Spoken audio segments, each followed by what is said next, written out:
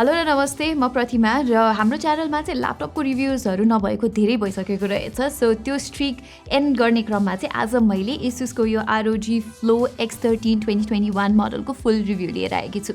Unfortunately 2022मा चाहिँ नेपाली मार्केटमा AMDको latest Ryzen 6000 series CPU भएको ल्यापटप्सहरू चाहिँ अहिलेसम्म पनि आइसकेको छैन।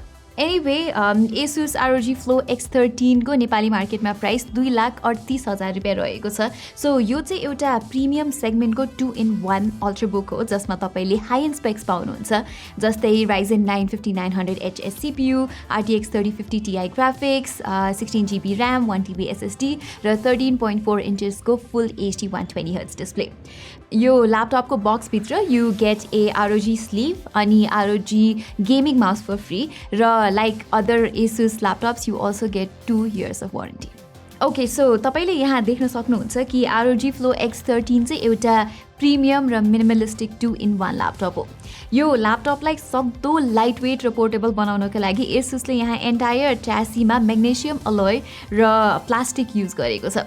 अनि ग्रिपको लागि सजिलो होस् भनेर चाहिँ यहाँ यस्तो टेक्स्चर्ड लाइन्सहरू छन् र म्याट फिनिस पनि रहेको तपाईँले यहाँ देख्न सक्नुहुन्छ। अनि यसमा भएको यो 360 डिग्री हिन्ज चाहिँ एकदमै नै स्टडी भएको मैले पाएँ, जसले गर्दा चाहिँ यसलाई विभिन्न मोडहरूमा चलाउन केही पनि प्रब्लम भएन मलाई।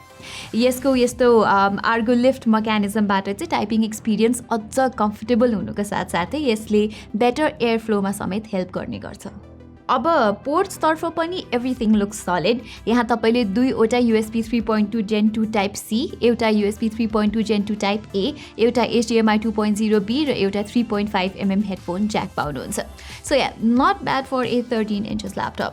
र यसको दुईवटा USB-C पोर्ट्सले पावर डिलिभरी र डिस्प्ले पोर्ट पनि सपोर्ट गर्छन्। सो पावर केबल चाहिँ आफूले पायक पर्ने अनुसार जुन साइडबाट पनि जोड्दा हुन्छ। अब डिस्प्लेतिर लाग्नु पर्दाखेरि चाहिँ ROG Flow X13 को display is quite good, I have to say. यहाँ चाहिँ 120Hz को स्मुथनेस त भइ नै हाल्यो। यो डिस्प्ले चाहिँ प्यान्टोन भ्यालिडेटेड 1080p स्क्रिन हो, सो कलर रिप्रोडक्सन पनि यसको मजाको रहेको छ। एसुसले भनेअनुसार चाहिँ यो डिस्प्लेले 100% sRGB कलर ग्यामेट कभर गर्छ र हाम्रो कलोरिमिटरबाट पनि चेक गर्दा हामीले सिमिलर रिजल्ट्स नै पायौँ। अनि अर्को कुरा चाहिँ यो ओलेड प्यानल नभए तापनि यसको कन्ट्रास्ट रेसियो चाहिँ राम्रो नै छ र यहाँ ब्राइटनेस लेभल्सको कुरामा पनि आई हेभ नो कम्प्लेन्ट्स वाट्सएभर। यसको डिस्प्लेको एउटा सानो गुनासो चाहिँ यसमा रिफ्लेक्टिभ ग्लसी प्यानल छ र यदि तपाईँ धेरै उज्यालो भएको रुममा ल्यापटप चलाउनुहुन्छ भने चाहिँ अलिकति अननोइङ लाग्न सक्छ। बिसाइड्स दिस यो चाहिँ टच स्क्रिन पनि हो र यसको टच रिस्पोन्स रेट र response time is also pretty good. So तपाईँले यहाँ केही नोट्सहरू लिँदै हुनुहुन्छ अरू कुनै फास्ट पेस गेम खेल्दै हुनुहुन्छ भने चाहिँ it's not going to be a problem. अब किबोर्डको कुरा गर्दाखेरि चाहिँ I'm a bit surprised here. एसुसले चाहिँ यसमा 1.7mm ट्राभल डिस्टेन्सवाला फुल साइज्ड किज दिएको छ। So general typing experience is quite comfortable यो ल्यापटपमा। तर आई थिङ्क एसुसले चाहिँ मेबी कन्सिडरेबली लार्जर ट्र्याकप्याड दिन सक्थ्यो। सो यो ट्र्याकप्याड चाहिँ कम्प्याक्ट साइजको भएको कारणले ड्र्याग एन्ड ड्रप जस्तो एक्सनहरू चाहिँ अलिकति कम्प्लिकेटेड हुन्छन् कहिलेकाहीँ। त्यसो भन्दै गर्दा ROG Flow X13 को अडियो क्वालिटी चाहिँ मलाई निकै इम्प्रेसिभ लागेको छ। यसको डुअल स्पिकर्स डाउनवर्ड फायरिङ नै भए तापनि ओभरअल साउन्ड आउटपुट चाहिँ खासै मफल टाइपको सुनिँदैन इभन एट म्याक्स भोल्युम्स। यहाँ अडियोमा चाहिँ एक्सलेन्ट स्टेरियो सेपरेसन अनि डाइनामिक रेन्जको साथसाथै मिड्स र हाइस पनि खतरा नै सुनिन्छन् र बेस पनि ठिकै नै छ, कम्प्लिटली एब्सेन्ट चाहिँ छैन जे होस्। भिडियो कल्सको लागि देयर्स ए स्ट्यान्डर्ड 720p क्यामेरा यो टप बेजलमा। एज एक्सपेक्टेड यसको क्वालिटी चाहिँ एभरेज मात्रै छ, तर एन्टी लाइट नपर्ने ठाउँमा बसेर अनलाइन क्लासेसहरू अटेन्ड गर्ने हो भने चाहिँ इट्स गुड इनफ भन्छु म। बाई द वे मलाई चाहिँ यो ल्यापटपमा सबैभन्दा मन परेको फिचर के हो भने फिङ्गरप्रिन्ट रेजिस्टर भएको औँलाले चाहिँ यो ल्यापटपलाई पावर अन गर्ने हो भने त्यसले सोझै विन्डोज लकलाई बाइपास गरिदिन्छ। That's pretty good stuff. Okay, अब लागौँ पर्फर्मेन्सतिर। Like I mentioned in the beginning, ROG Flow X13 मा AMD को Ryzen 9 5900HS CPU छ र त्यसको साथसाथै RTX 3050 Ti ग्राफिक्स रहेको छ। 5900HS चाहिँ एउटा 35W TDP भएको 8 कोर 16 थ्रेड CPU हो, तर ASUS को आर्मरी क्रेट एप मार्फत तपाईँले यसलाई 45W सम्म ओभरक्लक पनि गर्न सक्नुहुन्छ। तर म चाहिँ त्यस्तो गर्न रेकमेन्ड चाहिँ गर्दिनँ because of its thin form factor र ओभर हिटिङलाई प्रिभेन्ट गर्नको नभएको लागि होला एसुसले चाहिँ यहाँ जम्मा 35 वाटको TGP को RTX 3050 Ti युज गरेको छ जुन चाहिँ सबैभन्दा कम पावरफुल ग्रेडको 3050 Ti हो। On the other hand, Flow X13 मा भएको 16GB को dual channel LPDDR4X RAM is soldered, which means that यसलाई पछि गएर अपग्रेड गर्न चाहिँ मिल्दैन। यहाँ SSD चाहिँ अपग्रेडेबल नै भए तापनि एसुसले M.2 2230 SSD युज गरेको छ जुन चाहिँ M.2 2280 जस्तो मार्केटमा सजिलै पाइदैन। सो यो कुरालाई चाहिँ तपाईले ध्यान दिनुपर्ने हुन्छ।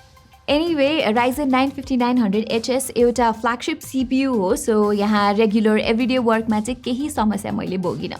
सिनेबेन्च अनि गिग बेन्च र 3D मार्क टाइम स्पाई जस्ता बेन्चमार्क्सहरू हेर्ने हो भने चाहिँ इन्टेलको 11 Gen i7 11800H भन्दा यो चाहिँ अन एभरेज 7 देखि 10% फास्टर छ, विच इज प्रिटी ग्रेट। र यदि तपाईँ यो ल्यापटप भिडियो एडिटिङको लागि किन्ने सोचमा हुनुहुन्छ भने चाहिँ it's a good setup as well. यसमा चाहिँ मैले प्रिमियर प्रोको 1080p प्रोजेक्टमा मल्टिपल एनिमेसन लेयर्स हुँदा समेत खासै स्टटर्स भएको पाइनँ र टाइमलाइन स्क्रोलिङमा पनि देयर इज नो ट्रबल। यस्तो रिजल्ट्सको लागि तपाईँहरूले टर्बो प्रोफाइल सेलेक्ट गर्नुपर्ने हुन्छ जसमा दुवै CPU र GPU को पर्फर्मेन्स म्याक्स आउट हुनुको साथसाथै फ्यान स्पिड्स पनि फास्टेस्टमा सेट हुन्छ। अब 1080p गेमिङको कुरा गर्ने हो भने ROG Flow X13 को रिलेटिभली विक GPU को कारणले यसले साइबरपङ्क 2077 र कन्ट्रोल जस्तो डिमान्डिङ गेम्सहरूलाई चाहिँ हाइएस्ट सेटिङ्समा धान्न सक्दैन। तर साइबरपङ्क 2077 मा ग्राफिक्सलाई मिडियम र रे ट्रेसिङ अफ गर्ने हो भने चाहिँ एभरेजमा 45 FPS जति पाउन सकिन्छ with stable 1% and 0.1% loss. Moving on, flow X13 ले GTA 5 को हाई सेटिङ्समा 60 FPS अन एभरेज दिन सक्छ भने CSGO र FIFA 22 जस्तो कम रिसोर्स हङ्ग्री गेम्समा भने हाइएस्ट सेटिङ्समा नै क्रमशः 176 र 128 एभरेज FPS डेलिभर गर्छ।